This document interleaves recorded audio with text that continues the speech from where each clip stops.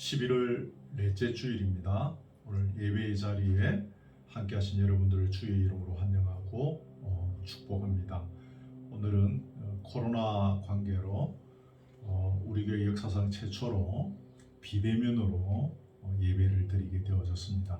함께 얼굴을 대하지 못하지만 신령한 영적 교제를 통해서 우리가 한 자리에서 예배 드리게 되는 줄 믿습니다.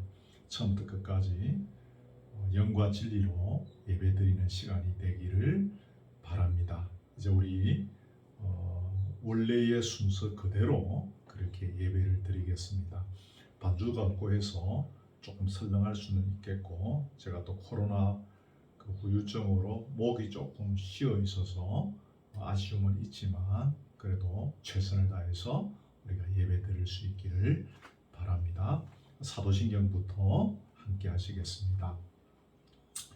전능하사 천지를 만드신 하나님 아버지를 내가 믿사오며 그 외아들 우리 주 예수 그리스도를 믿사오니 이는 성령으로 잉태하사 동정녀 마리아에게 나시고 본디오 빌라도에게 고난을 받으사 십자가에 못 박혀 죽으시고 장사한 지 사흘 만에 죽은 자 가운데서 다시 살아나시며 하늘에 오르사 전능하신 하나님 우편에 앉아 계시다가 저리로서 산 자와 죽은 자를 심판하러 오시리라. 성령을 믿사오며 거룩한 공회와 성도가 서로 교통하는 것과 죄를 사하여 주시는 것과 몸이 다시 사는 것과 영원히 사는 것을 믿사옵나이다. 아멘. 우리 함께 찬양하겠습니다. 우리 찬양집 2번입니다. 내 안에 가장 귀한 것.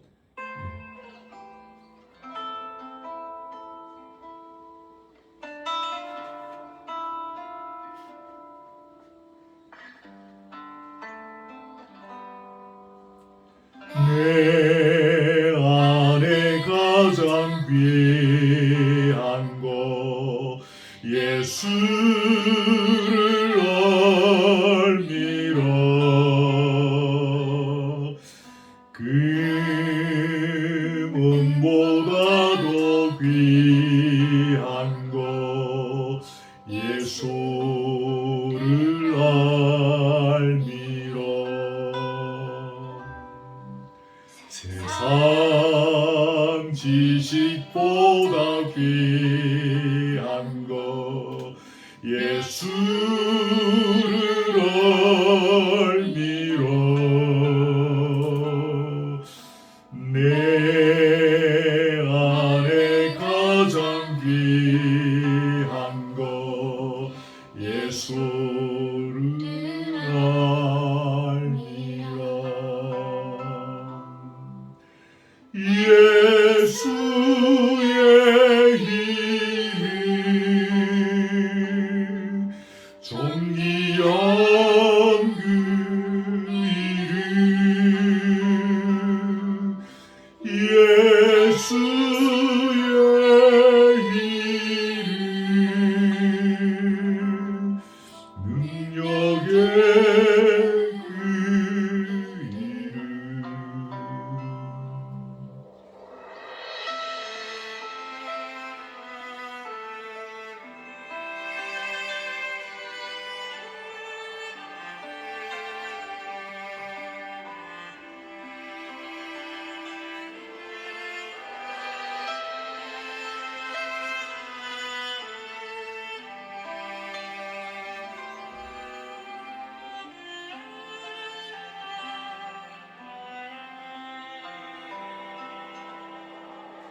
내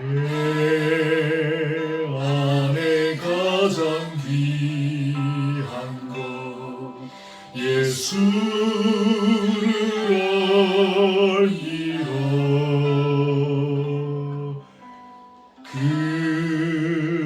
금은보다 더 귀한 것 예수를 알미라.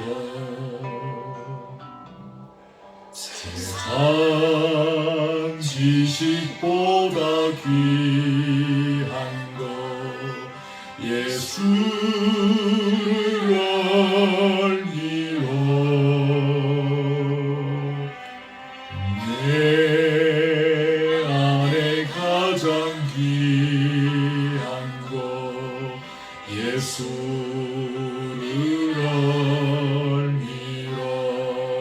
아멘. 예수의 이름 존귀한 그 이름 예수의 이름 능력의 그 이름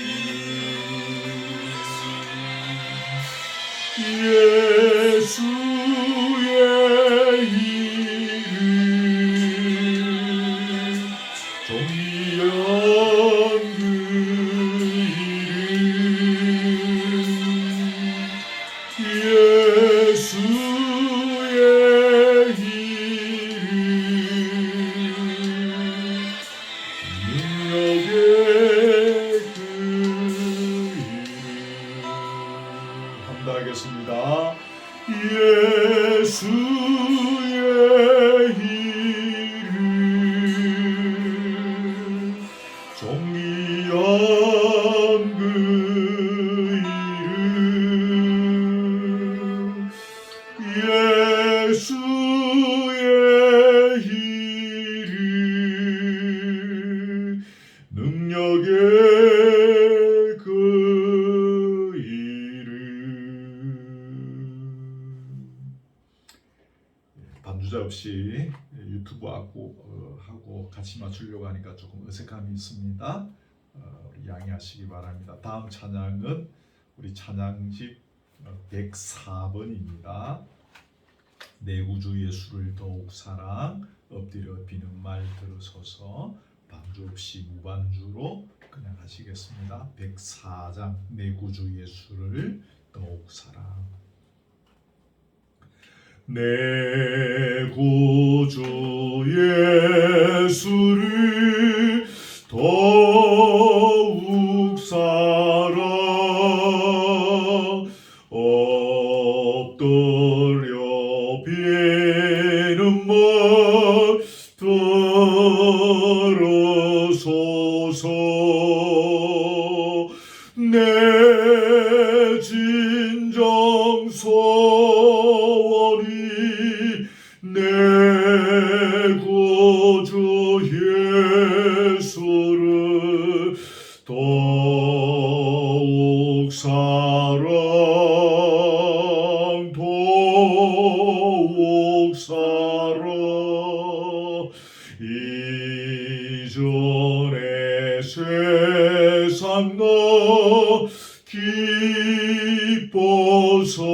기뻐서도 지금 내 기쁨은 오직 예수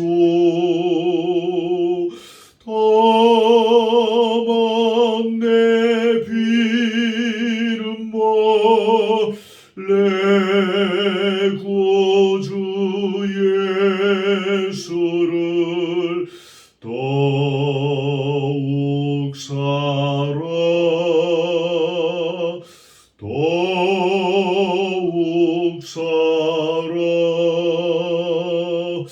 이 세상 떠날 때 찬양하고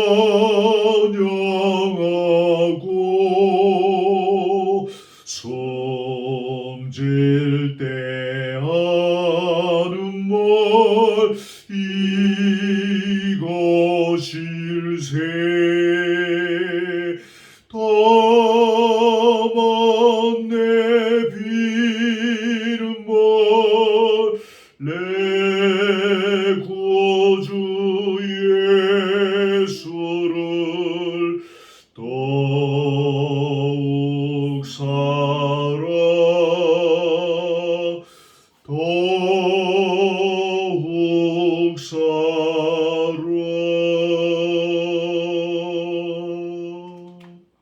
아멘. 우리 찬양집 41번입니다. 너 예수께 조용히 나가 41번 하겠습니다. 가사 모르시는 분은 따라 하시면 쉬운 가사니까 같이 하실 수 있겠습니다. 너 예수께 조용히 나가 내 모든 짐 내려놓고 저 입자가 사랑을 입어 죄사함을 너받으라. 주 예수께 조용히 나가 내 마음을 쏟아놓으라. 미리 보시는 주니 큰 은혜를 베푸시리.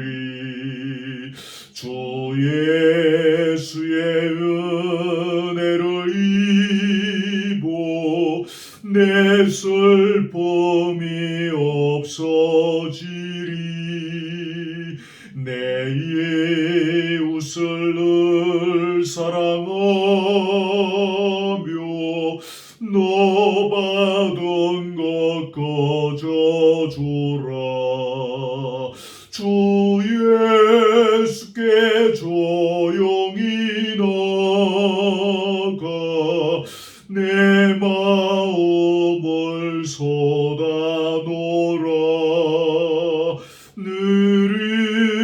미리 보시는 주니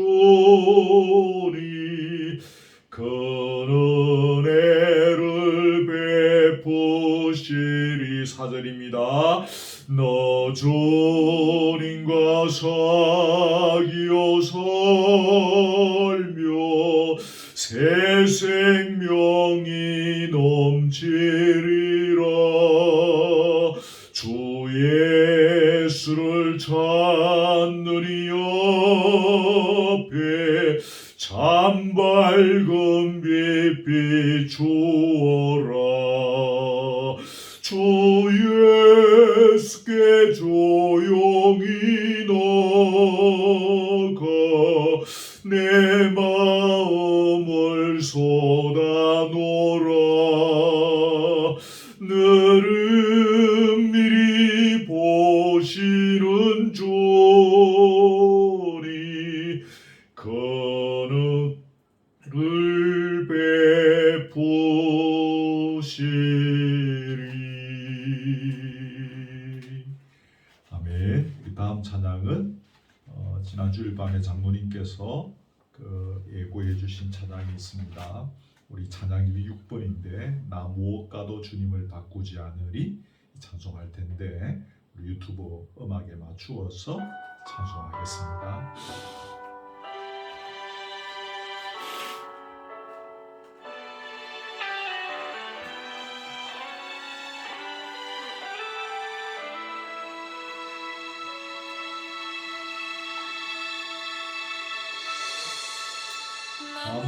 아무것도 주님을 바꾸지 않으리. 다른 어떤 은혜 구하지 않으리. 오직 주님만이 내 삶의 도움이시니 주의 얼굴 보기 원합니다. 주가도 주님을 바꾸지 않으리. 다른 어떤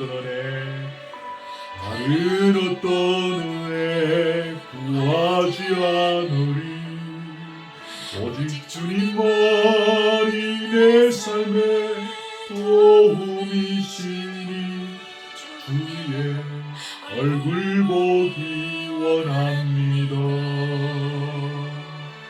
주님 사랑해요.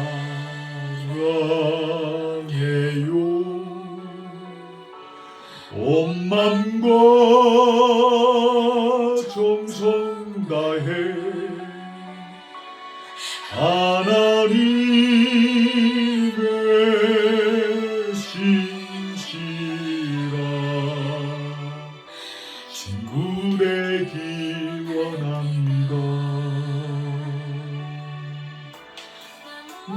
나도 주님을 바꾸지 않으리.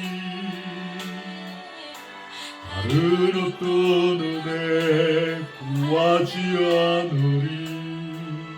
오직 주님만이 내 삶의 도움이시니 주의 얼굴 보기 원합니다. 사랑해요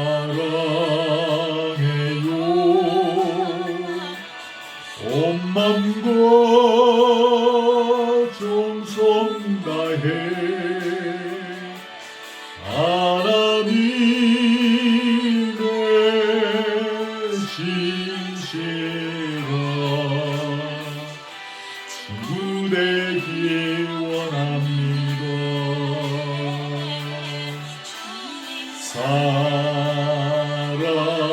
사랑해요 온 맘과 정성 다해 하나님의 신실한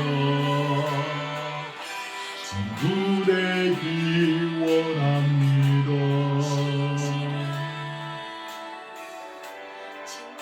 되기 원합니다.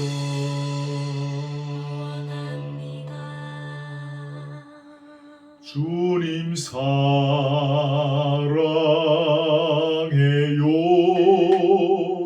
온 맘과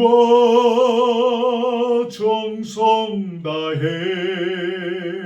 하나님의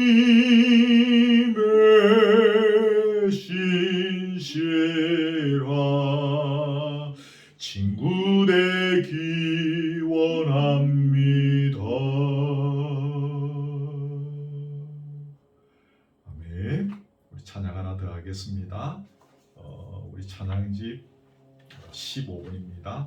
날마다 숨쉬는 순간마다 내 앞에 어려운 일 보내. 우리 찬양 하나 더 하겠습니다. 15번입니다. 날마다 숨쉬는 순간마다 내 앞에 어려운 일 보내. 날마다 숨쉬는 순간마다 내 앞에 어려운 일 보내. 주님 앞에 이 몸을 맡길 때 슬픔 없네 두려움 없네. 주님의 그 자비로운 손길 항상 좋은 것 주시도다.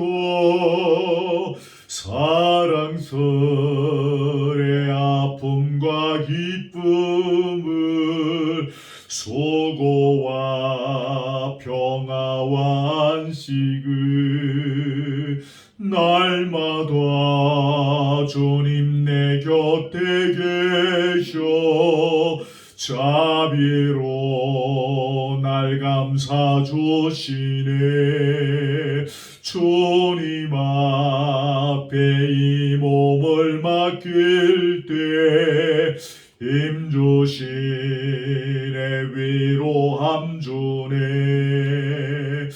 어린 너를 품에 안으시사 항상 평안함 주시도다. 내가 살아 숨을 쉬는 동안 살피신다 약속하셨네. 인생의 어려운 순간마다 주의 약속 생각해보네. 내 맘속에 믿음 잃지 않고 말씀 속에 위로를 얻네. 주님의 도우심 바라보며 모두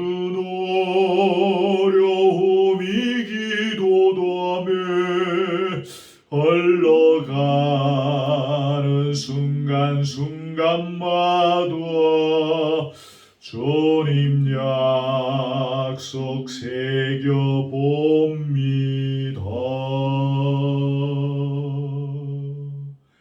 아멘. 계속 예배를 진행하겠습니다. 오늘 시편 기도는 시편 21편이 되겠습니다. 여러분 시편 21편을 함께 펴내으시고 기도하는 마음으로 함께 보시겠습니다. 시편 21편입니다. 제가 봉독해 드립니다. 여호와여, 왕이 주의 힘으로 말미암아 기뻐하며 주의 구원으로 말미암아 크게 즐거워하리이다. 그의 마음의 소원을 들어주셨으며 그의 입술의 요구를 거절하지 아니하셨나이다. 주의 아름다운 복으로 그를 영접하시고 순금관을 그의 머리에 씌우셨나이다. 그가 생명을 구하매 주께서 그에게 주셨으니 곧 영원한 장수로소이다. 주의 구원이 그의 영광을 크게 하시고 존귀와 위엄을 그에게 입히시나이다. 그가 영원토록 지극한 복을 받게 하시며 주 앞에서 기쁘고 즐겁게 하시나이다. 왕이 여호와를 의지하오니 치존하신 이의 인자함으로 흔들리지 아니하리이다. 왕의 손이 왕의 모든 원수들을 찾아내며 왕의 오른손이 왕을 미워하는 자들을 찾아내리로다. 왕이 노하실 때에 그들을 풀무불 같게 할 것이라. 여호와께서 진노하사 그들을 삼키시리니 불이 그들을 소멸하리로다. 왕이 그들의 후손을 땅에서 멸하며 그들의 자손을 사람 중에서 끊으리로다. 비록 그들이 왕을 해하려 하여 음모를 꾸몄으나 이루지 못하도다. 왕이 그들로 돌아서게 하며 그들의 얼굴을 향하여 활시위를 당기리로다. 여호와여, 주의 능력으로 높임을 받으소서. 우리가 주의 권능을 노래하고 찬송하게 하소서. 아멘. 오늘 주시는 하나님 말씀입니다. 로마서 12장 오늘 13절의 말씀입니다. 로마서 12장 13절입니다. 제 성경은 신약성경 256면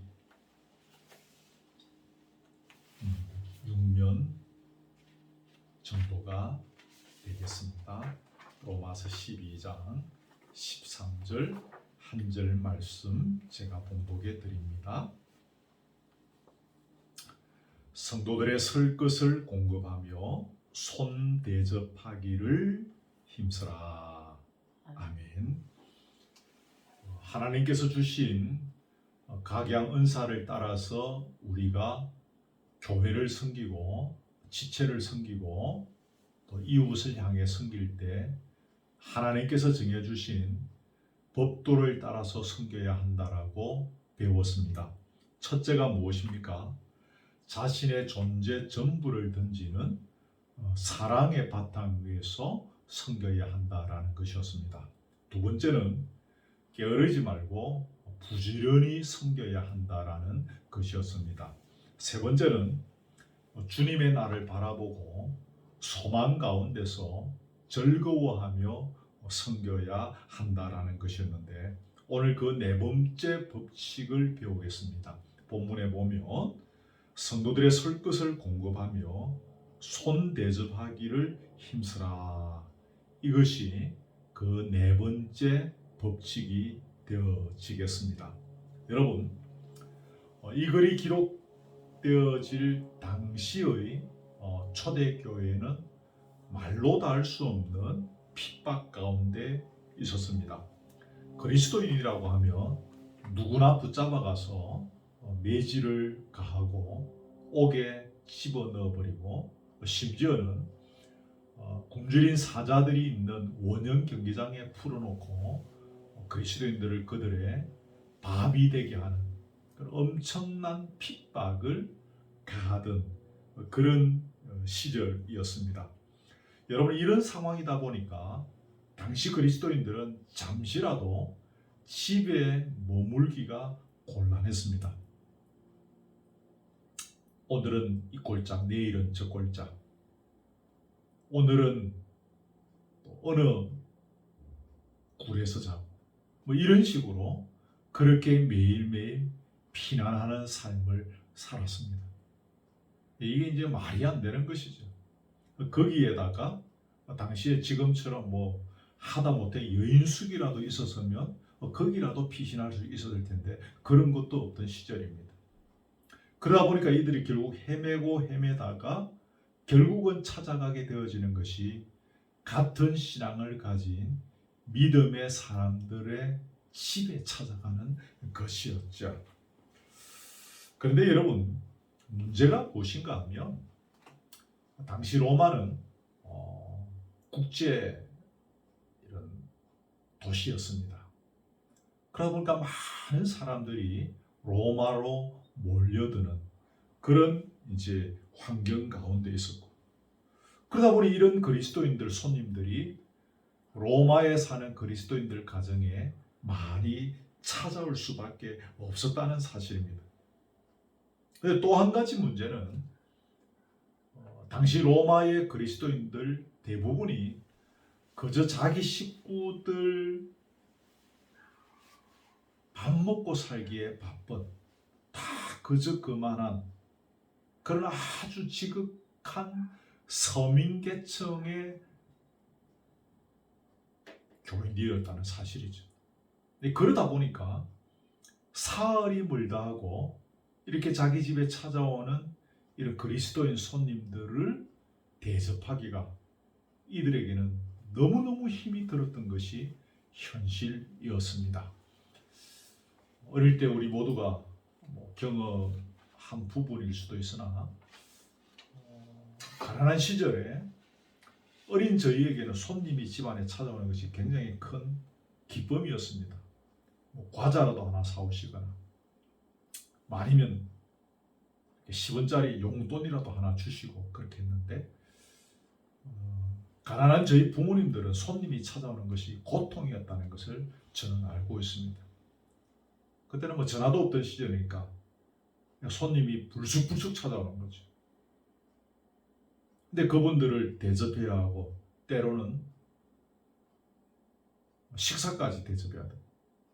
시골에서 온 손님들은 밤에 잠을 재워드려야 하는 일까지 많이 있었습니다. 그때 우리의 부모님들은 굉장히 곤란해하는 것을 저는 어릴 때 기억으로 아직도 가지고 있죠. 그렇습니다, 여러분. 사는 것이 어려울 때 손님이 집안에 찾아오는 것이 그렇게 달가울 리가 없습니다. 당시에 로마의 경우에는 그 그리스도인들에게는 더욱 그러한 것이죠. 가난한데 이런 친구들이 날마다 찾아오는 것입니다. 근데 바울은 이들에게 말하기를 성도들의 설 것을 공급하며 손 대접하기를 힘쓰라라는 이런 엄청난 메시지를 던졌던 것입니다. 조금 더 살펴보려고 하는데요. 여러분, 여기 공급하다라는 이 단어는 영어 성경에 보면 그냥 나누어 주다, 공유하다, 도와주다, 이런 단순한 의미로 번역되어져 있습니다. 헬라어 원문을 찾아보면 이 단어는 참여하다, 교제하다, 한몫 끼다, 함께 겪다라는 의미를 갖고 있는 단어입니다. 그리고 여기 손대접이라는 말도 그저 친절히 하고 자선을 베푸는 것을 넘어서서 외인들을 사랑하는 것을 의미하는 그런 단어입니다. 그러니까 여러분, 성도들의 설 것을 공급하며 손 대접하기를 힘쓰라라는 이 말씀은 결국 무슨 말입니까? 끔찍한 고통과 압박과 스름 속에서 도망다니다가 찾아온 믿음의 형제 자매들의 필요한 것에 대해서 단순히 좀 도와주는 수준이 아니라 모든 애정과 사랑을 다 퍼부어 주라. 그들의 그 엄청난 고통에 함께 참여하라. 그 고통이 마치 너희 짐인 것처럼 여겨라. 그 고통을 너도 느껴라. 그 고통의 동반자가 되라. 라는 의미를 갖고 있는 것이죠. 여러분, 이 메시지가 보통의 메시지가 아닌 것입니다. 비슷한 문구가 여러분 히브리서 13장 3절에 있는데요. 제가 하나 읽어드릴게요. 히브리서 13장 3절입니다. 너희도 함께 갇힌 것 같이 갇힌 자를 생각하고, 너희도 함께 갇힌 것 같이 갇힌 자를 생각하라는 것입니다. 너는 지금 안 갇혀 있지만 저 갇혀 있는 자와 함께 갇혀 있는 것처럼 생각하라는 것입니다. 그 고통에 동참하라는 것이죠. 여러분, 사실 이 말씀은 오늘처럼 각박한 시대를 살아가는 우리에게는 현실적으로 잘 와닿지 않습니다. 성경 말씀이 좋은 말씀이기는 하나 어떻게 이것이 가능한가라는 것입니다. 우리가 어떻게 똑같이 감옥에 들어간 것처럼, 이거 어떻게 그런 고통을 똑같이 받는 것처럼 그렇게 여기며 살아갈 수가 있는가라는 것입니다. 근데 여러분, 당시의 그리스도인들은 그렇게 살아갔다는 사실 또한 우리가 주목할 필요가 있습니다. 사도행전을 보면 그 당시의 교우들이 형제가 옥에 갇히고 형제가 얻어맞고 터질 때 동일한 감정과 아픔을 가지고 울부짖으며 기도하고 괴로워했던 흔적들을 우리는 찾아볼 수가 있는 것입니다. 디모데후서 1장에 보면 오네시보로라는 사람이 나와요. 여러분, 이 사람은 아시아의 모든 사람이 바울을 버리고 떠났는데 유독 이 사람은 바울을 지극정성으로 열심히 섬겼던 사람입니다. 그 디모데후서 1장 17절에 보면 나를 부지런히 찾아와 만났음이라. 나를 부지런히 찾아와 만났다. 자기 집에 찾아온 사람을 대접해 준 것이 아니라 찾아갔어요. 다시 말하면 고통 중에 있는, 아픔 중에 있는 모두가 떠나버리고 외로움 가득한 극심한 핍박 중에 있는 바울을 찾아가서 만나주고 그의 필요한 부분을 채워주었다라는 것입니다. 오네시보로, 우리가 잘 기억하지 못하는 인물인데 사실은 대단한 인물이 아닐 수가 없는 것입니다. 그럼 여러분, 이제 그 주제를 좀 바꾸어서 어떻게 이것이 가능할까 하는 것입니다. 오늘 살아가는 우리의 입장에서 볼 때, 지금 우리 주변에 돌아가는 현실들을 바라볼 때 사실 이것이 가능한가라는 것입니다. 지상의 교회에서 이것이 가능한가? 우리의 삶의 경험으로 볼 때는 거의 불가능에 가까운 일인 것 같습니다. 당시에는 어떻게 이것이 가능했느냐라는 것이야. 그 답을 여러분, 우리가 지금 계속 보고 있는 로마서 12장 본문에서 답을 찾을 수가 있습니다. 계속 제가 설교 시간마다 언급하고 있는데요. 그 답은 5절에 있습니다. 여러분, 성경 5절을 같이 한번 읽겠습니다. 이와 같이 우리 많은 사람이 그리스도 안에서 한 몸이 되어 서로 지체가 되었느니라 그랬습니다. 초대교회 그리스도인들이 이 엄청난 말씀에 순종할 수 있었던 것은 바로 이 한 몸의 지체라는 것. 그리스도 안에서 한 몸이 되어 서로 지체가 되었다는 이 사실. 이것이 그들로 하여금 이 엄청난 하나님의 말씀에 순종하게 했던 비결이라는 사실을 우리가 기억해야 하겠습니다. 그렇습니다, 여러분. 예수 그리스도를 인생의 진정한 주인이요 왕으로 영접한 사람들은 그때부터 서로 한 몸의 지체가 되는 것입니다.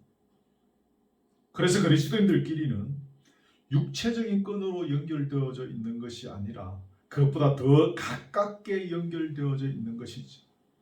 흔히 피는 물보다 진하다라고 이야기합니다. 살아보면 그 말이 맞는 것 같습니다.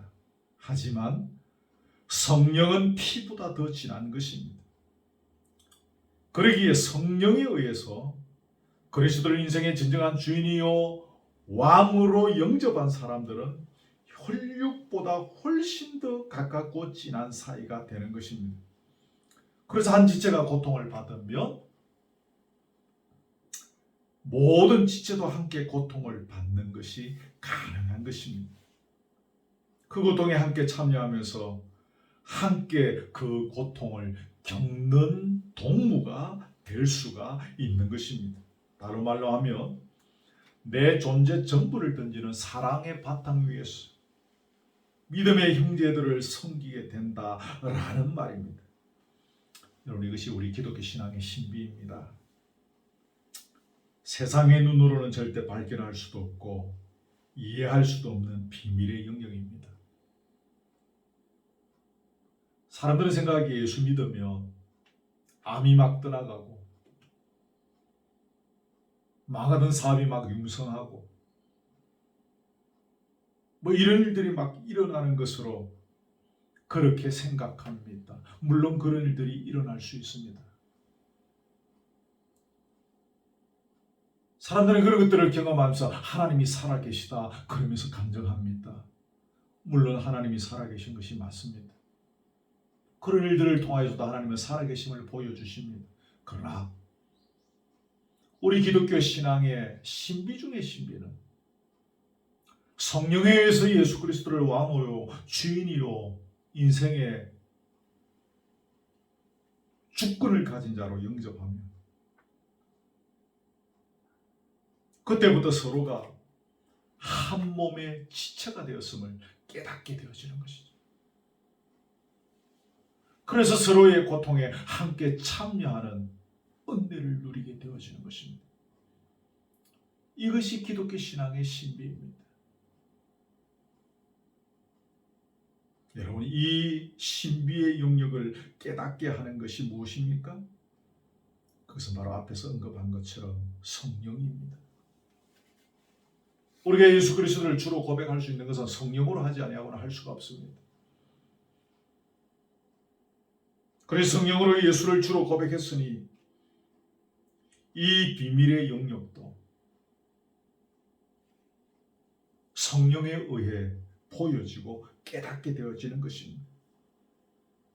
그리고 성령이 공급하시는 힘으로 형제의 고통에 동참할 수 있는 힘과 용기와 사랑을 얻게 되는 것입니다. 성령으로 예수 믿었으니 성령에 의해 눈이 떠여지고 성령이 공급하시는 힘으로 형제를 사랑하고 섬기게 되어지는 것입니다. 그게 지극히 당연한 일이 아니겠습니까? 우리의 신앙이 여기까지 나아가야 하는 것입니다. 지적으로 주님을 알게 되는 것 참 중요한 일입니다. 우리는 무엇보다도 지적으로 주님을 알아가야 합니다. 그러나 저 지적으로 주님을 아는 단계를 뛰어넘어서서 성령으로 사람과 사물과 사연을 볼 수 있는 눈을 터득해야 합니다. 또 성령의 공급하시는 힘으로 그 사람과 사물과 사연을 보면서 대처할 수 있는 능력을 얻는 수준이 되어야 하는 것입니다. 이것이 성경에서 말하는 성도, 다시 말하면 거룩한 무리들의 삶의 수준인 것입니다. 자, 여러분, 오늘 본문의 교훈과 관련해서 빠뜨릴 수 없는 것이 한 가지 있어서 소개합니다. 우리가 사도행전 2장 혹은 4장 등을 찾아서 보면 이런 말씀이 나오죠. 믿는 사람들이 다 함께 있어 서로 물건을 통용하고 또 재산과 소유를 팔아서 각 사람의 필요에 따라서 나눠주고 그래서 그 중에 가난한 사람이 없었다 이런 구절들이 나오는 것을 여러분이 알고 계실 것입니다. 자기가 소유하고 있는 물건을 그것이 필요한 사람에게 나눠주고 또 재산을 팔아서 필요한 만큼 나눠 썼다는 것입니다. 그래서 그 공동체 안에 가난한 사람이 없었다는 것입니다. 대단하죠. 적어도 초창기 교회에는 이러한 모습들이 있었습니다. 근데 여러분, 그렇게 될 수 있었던 바탕이 무엇일까요? 그것은 여러분, 내가 가지고 있는 모든 것 중에 내 것이라고 할 만한 것이 아무것도 없다. 다시 말하면 내가 지금 붙잡고 있는 모든 것들은 하나님의 것이다. 그래서 하나님의 뜻대로 사용한다라는 청지기 정신에 철저히 사로잡혀 있었던 것입니다. 이 청지기 정신이 없이는 도저히 그들이 그렇게 할 수가 없죠. 여러분 그렇지 않습니까? 이 청지기 정신은요, 신약에만 등장하는 것이 아니라 구약에 이미 등장하고 있습니다. 우리의 믿음의 선조이신 믿음의 조상이라고 하는 아브라함 여러분 아시죠? 아브라함은 이런 청지기 신앙으로 똘똘 뭉쳐진 사람입니다. 그가 그렇게 아들을 학수고대해서 100살에 어렵게 아들을 낳지 않습니까? 이 아들이 장성했습니다. 풋풋한 청년으로 커갑니다. 그때 하나님께서 그를 바치라고 하셨습니다. 그때 이 사람은 그 다음날 아침에 일찍 일어나서 조금의 망설임도 없이 아들을 붙잡고 아들을 번제로 드릴 산으로 기어 올라갔던 것입니다. 이것이야 바로 아브라함의 청지기 신앙입니다. 그렇게 귀하게 얻은 아들이지만 이게 내 아들이 아니다. 이거는 하나님의 것이다. 하나님의 뜻대로 사용해야 한다라는 그 의식이 그에게 철저히 있었던 것입니다. 여러분, 청지기 신앙을 이야기했으니 꼭 언급하고 싶은 것이 있습니다. 그것은 청지기는, 성경이 말하는 청지기는 대가를 바라지 않고 일한다는 사실입니다. 아무리 엄청난 섬김의 일을 하였다 할지라도 나는 무익한 종이라 내가 하여야 할 일을 한 것뿐입니다. 누가복음에서 고백하는 것처럼 청지기는 그렇게 고백할 수밖에 없는 사람입니다. 여러분, 이걸 놓치면 우리는 사꾼이 되는 것입니다. 대가만 보고 일하는 일꾼은 사꾼이죠.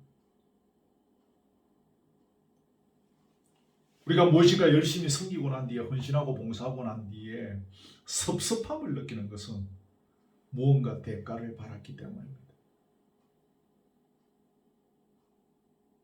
제가 그동안 교회를 섬기면서 열심히 충성하고 헌신하고 봉사하시는 분들을 많이 보았을 때 귀한 분들입니다.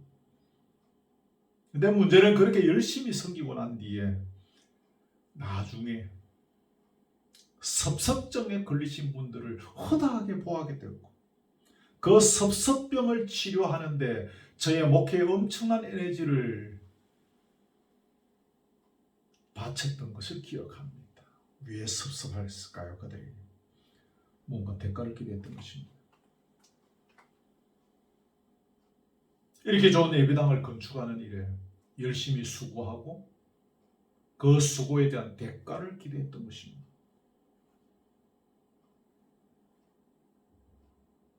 여러분, 청지기는 대가를 바라는 것으로부터 철저히 격리되어져야 합니다.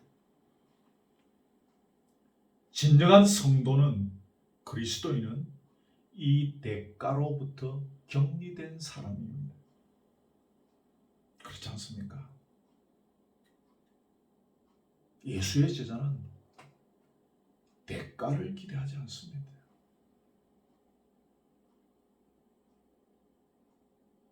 우리가 예수를 닮아간다는 것은 대가를 바라지 않고 자신의 몸을 던지신 예수님을 닮아간다라는 소리입니다.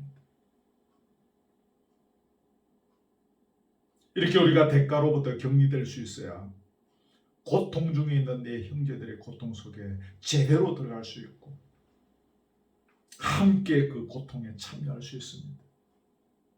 대가를 바라면 껍데기는 형제의 고통에 참여하고 있는 것처럼 보이지만 결국 그것은 실속 없는 것입니다. 진정으로 형제의 고통에 동참할 수 있는 자는 대가를 기대하지 않습니다.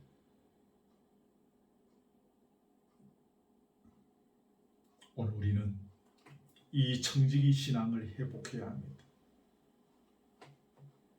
우리가 이 신앙으로 회복할 수 있다면 교회 공동체가 얼마나 행복하겠습니까? 지상 천국이 될 것입니다.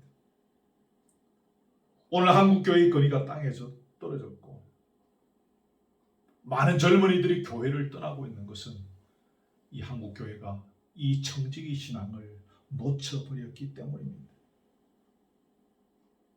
오래전 우리의 신앙의 선배들은 대가를 기대하지 않았습니다.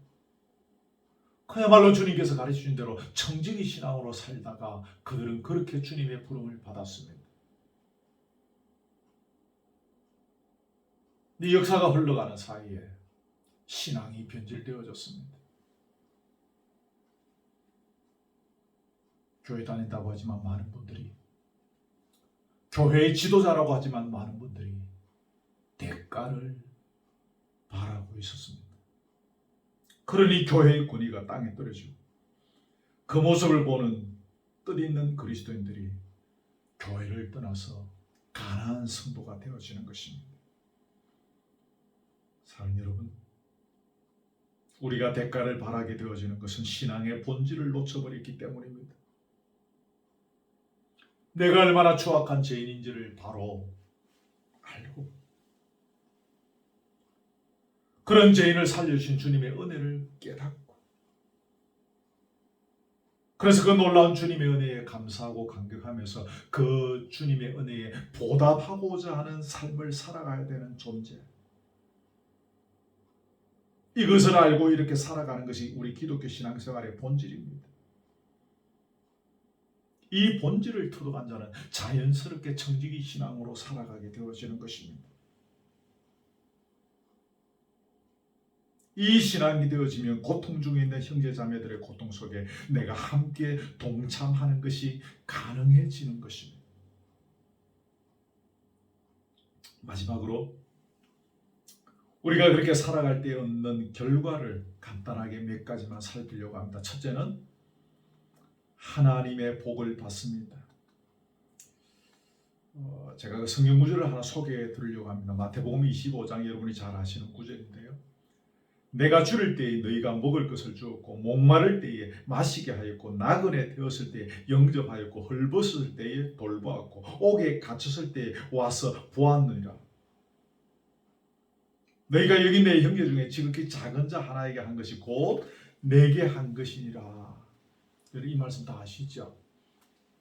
여러분 이 말씀 앞에 무슨 말씀이 있는가 하면 내 아버지께 복받을 자들이여 라고 말합니다. 그것이 어떤 복인지 우리의 짧은 식견으로는 지금 알 수 없습니다. 저도 설명할 수 없습니다. 그러나 반드시 하나님께서 주시는 복이 있을 것입니다. 형제를 사랑하고 섬기는 자, 목마를 때에 마시게 하고 나그네 되었을 때 영접하고 헐벗을 때 돌보고 옥에 갇힐 때 와서 보았느니라. 지극히 작은 자 하나에게 이런 섬김을 다한 사람이 복을 받는다는 것입니다. 하나님의 때에 하나님의 방법으로 하나님의 스케일로 반드시 복을 부어 주실 것입니다. 이렇게 살아갈 때 얻는 두 번째 결과는 부지 중에 천사들을 대접하게 된다는 사실이죠. 여러분 잘 아시죠? 히브리서 13장 2절에 보면 손님 대접하기를 잊지 말라. 이로써 부지 중에 천사들을 대접한 이들이 있었느니라. 아시죠? 창세기 18장에 나오는 아브라함의 이 이야기죠. 자기 집에 찾아온 손님을 지극정성을 다해서 대접했는데 이 나중에 보니까 이 사람이 하나님의 사자였고 이 하나님의 사자로부터 1년 뒤에 아들이 있을 것이라는 엄청난 약속의 말씀을 받지 않습니까? 그리고 실제로 1년 뒤에 아들이 생겼지 않습니까? 이걸 두고 하는 이야기죠. 놀라운 체험이지. 우리 일생에 있어서 최고의 체험일 것입니다. 하나님을 대접하고 하나님과 교제하고 하나님께서 주시는 약속의 말씀을 받고 그 약속의 말씀이 성취되어지는 것을 경험하는 인생, 우리가 사모해야 할 복이지 않겠습니까? 세 번째 하나입니다. 이렇게 살아갈 때 그 결과 중에 하나가 하나님 아버지께 영광이 돌아가게 된다는 것입니다. 우리가 형제를 섬긴다는 것은 낮은 자리에 거한다는 것입니다. 우리가 높은 자리에 앉아서 형제를 섬길 수가 없지 않습니까? 예수님처럼 허리를 굽히고 무릎을 꿇고 몸을 낮추어야 섬길 수가 있는 것입니다. 여러분, 그렇게 하면 결국에는 하나님 아버지께서 영광을 받으시게 된다는 거죠. 예수님께서 낮아지실 때 하나님 아버지께 영광이 돌아갔다라고 이야기합니다. 빌립보서 2장 11절에 하나님 아버지께 영광을 돌리게 하셨느니라.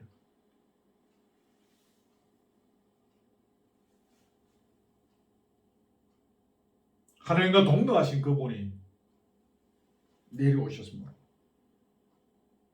결국은 하나님 아버지께 영광이 돌아가게 되었다는 거죠. 우리가 이 공식을 잘 압니다. 우리가 낮은 자리에서 형제를 섬길 때, 말씀대로 형제의 고통에 동참하게 되어질 때에 하나님 아버지께 영광이 돌아간다는 이 엄청난 사실을 잊지 말아야 합니다. 여러분, 우리가 살고 있는 지금은 초대교회처럼 신앙적인 핍박 때문에 우리가 그런 고통을 받는 시대는 아닙니다. 그러나 우리 주변에는 이 험한 세상 살아나가는 가운데 여러 가지 복잡하고 어려운 사연과 여건 속에서 마음의 눈물을 흘리며 살아가는 사람들이, 고통 가운데 있는 형제들이 참 많습니다. 오늘 주님께서는 그들을 돌아보라고 말씀하십니다.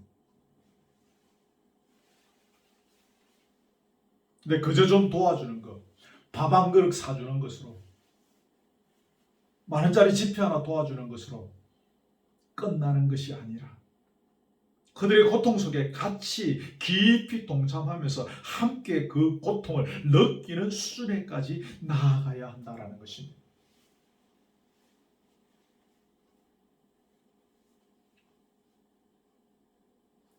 이 언덕에서 거루투기 교회를 시작하게 되어진 여러 가지 재반 환경이나 또 그 시작하게 되어진 동기들, 이미 여러분이 다 알고 계실 것입니다.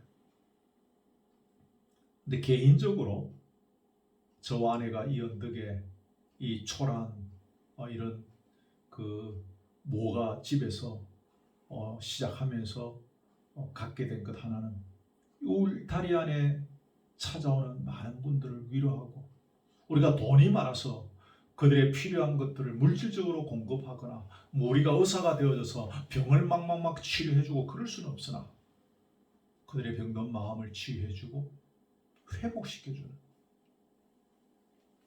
그들의 고통에 함께 동참하는 그런 거룩한 언덕으로 만들고자 하는 욕심이 늘 있었습니다.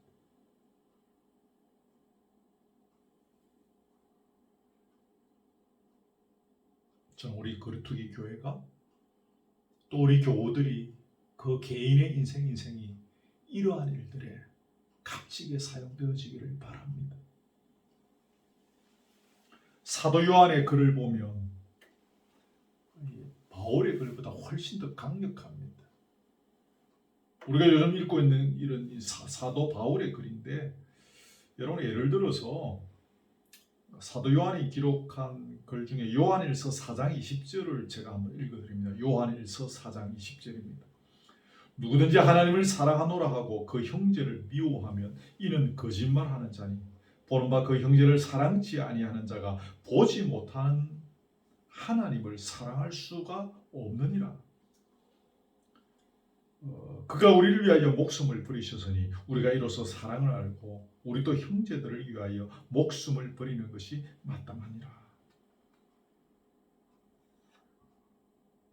그렇습니다. 형제들의 그 고통 가운데 들어와서 그 고통에 참여하지 않으면 함부로 하나님의 사랑에 대해서 말하지 말라는 것입니다.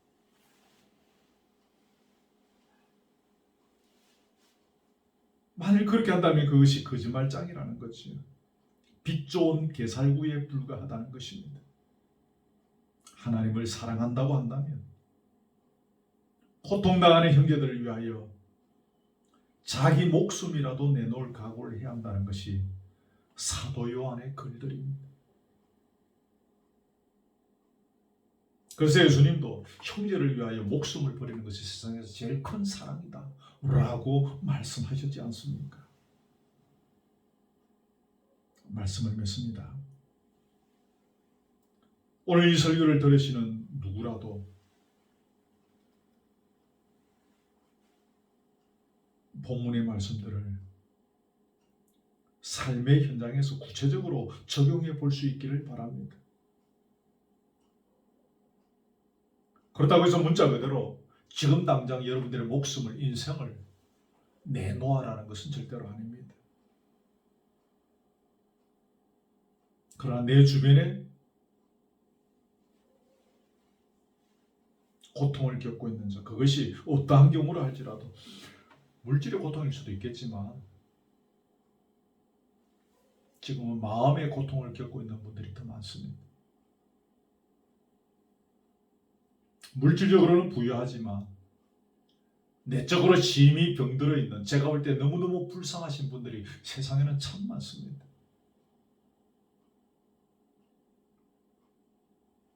그들을 살피고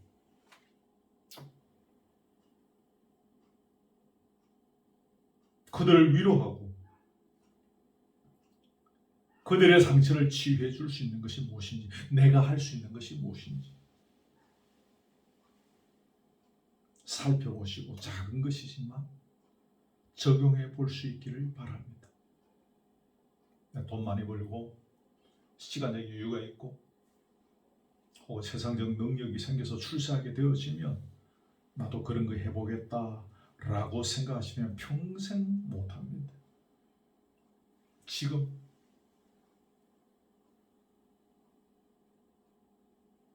바로 기도하는 가운데 하나님께서 주시는 생각을 붙잡고 주변을 돌아보고 그 고통에 참여하는 것이 무엇인지를 경험하시기를 바랍니다. 특별히 처음부터 계속 말씀드렸듯이 이 섬김은 어디부터 하라고요? 공동체 안에서부터, 신앙의 공동체 안에서부터 이 섬김을 훈련하고 연습해야 된다고 배웠습니다. 우리 작은 공동체지만 이 안에도 서로를 돌아볼 때 그 고통에 함께 참여할 만한 일들이 얼마든지 있을 것입니다. 안 보이는 것 같지만 기도하고 주님의 사랑을 가슴에 품고 우리 지체들을 돌아보며 그러한 요소들이 얼마든지 있을 것입니다. 이 안에서 먼저 이 아름다운 사랑을, 형제에 대한 섬김을, 고통에 동참하는 이 아름다운 사랑을 나누시고 하나님께서 약속하신 은혜와 복을 누리시기를 주님의 이름으로 축복합니다. 아멘. 자, 찬송 그래도 하나 합시다.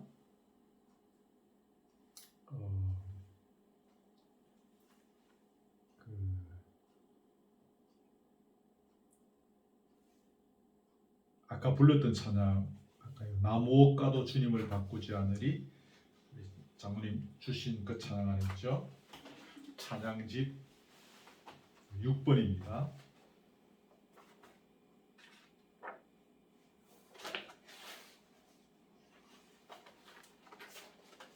나무 옷가도 주님을 바꾸지 않으리. 반주에 맞추어서 찬송합시다.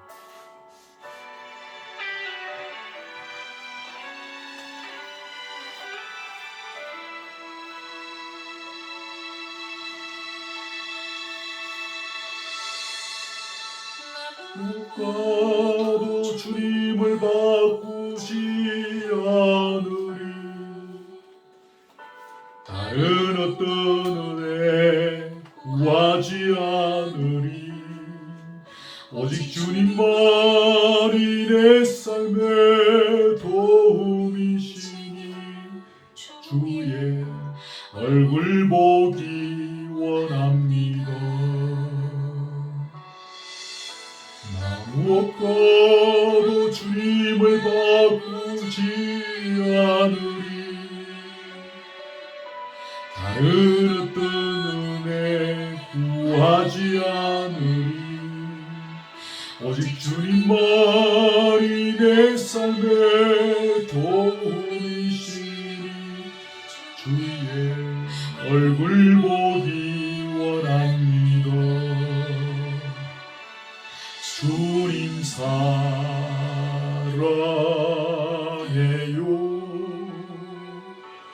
온 맘과 정성 다해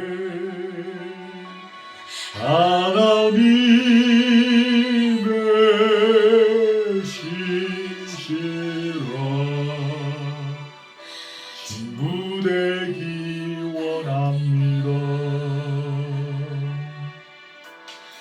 무엇과도 주님을 바꾸지 않으리.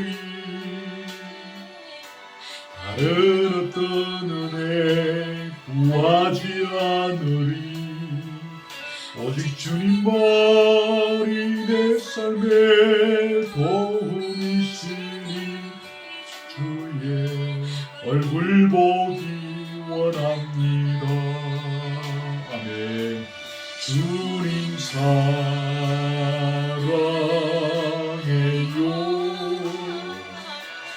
온 맘과 정성 다해 하나님의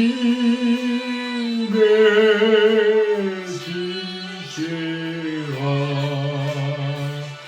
친구 되기 원합니다.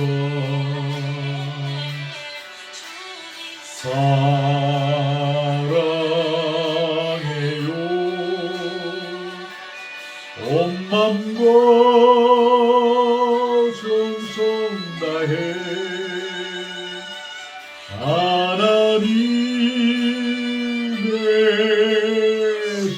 신실한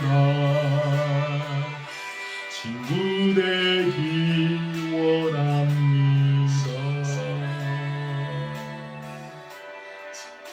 되기 원합니다.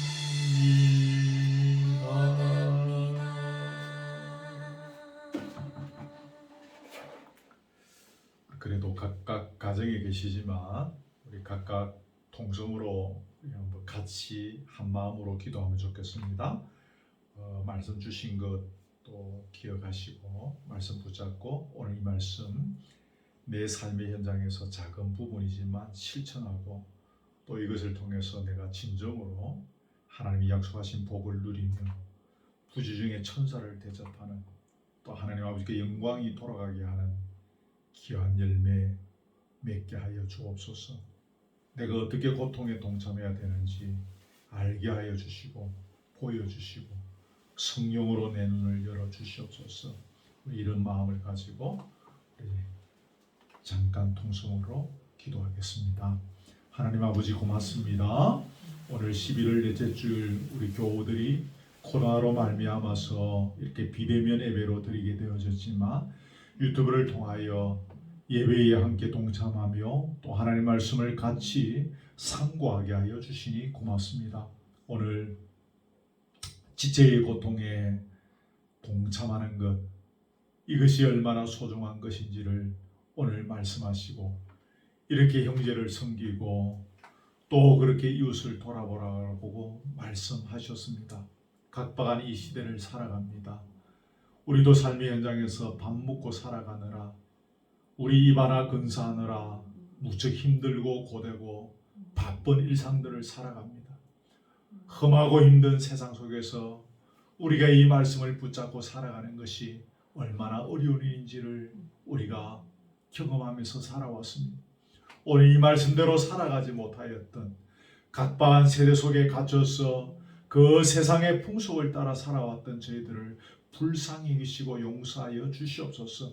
우리가 오늘의 말씀을 각자가 기억하고 각각의 믿음의 분량을 따라서 오늘 이 말씀을 어떻게 적용하고 또 어떻게 실천해야 될지, 누구에게 이 말씀을 먼저 적용해야 될지, 어떤 식으로 이 말씀을 순종해야 될지를 알게 하여 주시고 보게 하여 주시고 깨닫게 해 주시기를 원합니다. 성령으로 우리가 주님을 내 인생의 주인이요 왕이요 구주로 영접하여 사오니 성령으로 우리의 눈을 열어주셔서 우리가 누구를 어떻게 섬겨야 할지를 보게 하여 주시고 또 그 섬길 수 있는 능력을 성령으로 공급해 주시기를 간절히 원하옵나이다. 하나님 말씀이 저 멀리 구름 너머에 있는 것이 아니라 그 말씀이 오늘 나와 함께하며 그 말씀을 따라 우리가 걸어갈 때에 하나님께서 약속하신 은혜와 복을 누리며 하나님 아버지께 영광이 되어지는 귀한 열매를 맺을 수 있다라고 하셨습니다. 우리가 수준 높은 어떠한 것으로 하나님 아버지께 영광이 되어질 수도 있겠으나 주어진 말씀 하나하나에 매일매일 순종의 걸어감으로 말미암아서 하나님 아버지께 영광이 되어지는 귀한 열매 맺기를 원하오며 오늘 우리 거루터기 교회를 통해서 상처받은 영혼들이 치유함받고 회복되어지며 눈물이 닦여지며 그들이 주께로 돌아오고 우리 거루터기 교회를 통하여 온전하신 그리스도가 드러나는 열매를 경험하게 하여 주시옵소서. 다시 한번 원하오니 오늘의 말씀을 우리 각자가 붙잡고 우리의 삶의 현장에서 어떻게 적용해야 될지를 알게 하여 주옵소서. 주님의 마음을 배우게 하여 주옵소서. 주님의 마음에 동참하게 하여 주옵소서. 하늘의 영광을 버리시고 이 땅에 내려오셔서 십자가의 고통을 당하신 주님의 마음 배우게 하여 주시옵소서. 한 번만 더 통성으로 기도합니다. 오늘 우리가 코로나 여파로 함께 예배드리지 못합니다. 각각 가정에서 이렇게 비대면 예배로 드리게 되어지는데 함께 모이지 못할지라도 우리 교우들의 영적인 형편이 이렇게 또 후퇴하지 아니하도록 감격과 은혜와 기쁨과 감사함으로 주를 사랑하는 열정으로 계속 또 한 주간 보낼 수 있도록 우리 성도들의 영적인 형편을 지키시고 각 가정에 은혜 주시고 사탄의 틈탐이 없도록 붙잡아 주시고 말씀을 더욱더 깊이 사모하고 찬양의 은혜를 주시고 기도의 무릎을 더하여 주시옵소서. 우리 교우들을 위해서 기도하시고 또 우리 거루터기 교회가 건강하게 서갈 수 있도록 우리 교회를 위해서 한 번만 더 통성으로 기도합니다. 같이 하겠습니다. 하나님 아버지 감사합니다.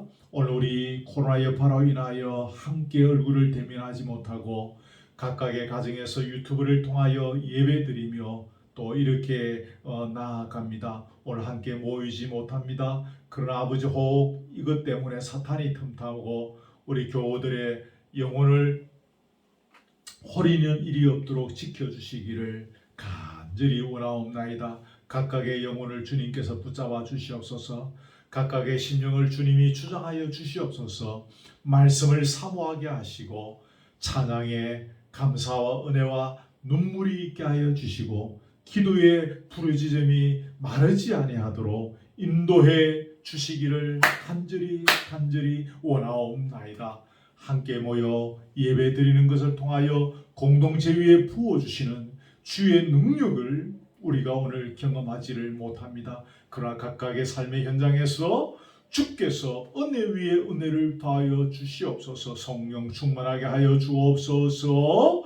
지치지 않게 하여 주시고 피곤치 않게 하여 주옵시고 주의 능력으로 감싸 주시기를 원하오며 어느 누구도 사탄의 유혹과 공격에 넘어지는 자 없도록 도와주시옵시고 성령으로 승리하게 하여 주옵시며 주어진 모든 일들 앞에서 예수 그리스도의 십자가의 능력으로 승리할 수 있도록 인도해 주시옵소서.